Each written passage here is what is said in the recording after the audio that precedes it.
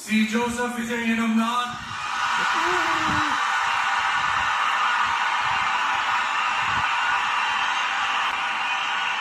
சட்டப்படி அமைக்கப்பெற்ற இந்திய அரசியல் அமைப்பின்பால் உண்மையான நம்பிக்கையும் மாறா பற்றும் கொண்டிருப்பேன் என்றும் இந்திய நாட்டின் ஒப்பில்லாத முழு முதல் ஆட்சியையும் ஒருமையையும் நிலைநிறுத்துவேன் என்றும் தமிழ்நாட்டு அரசின் முதலமைச்சராக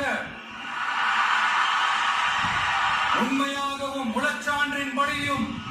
என் கடமைகளை நிறைவேற்றுவேன் என்றும் அரசியல் அமைப்பிற்கும் சட்டத்திற்கும் இணங்க அச்சமும் ஒருதலை சார்பும் இன்றி விருப்பு வெறுப்பை விலக்கி பலதரப்பட்ட மக்கள் அனைவரும்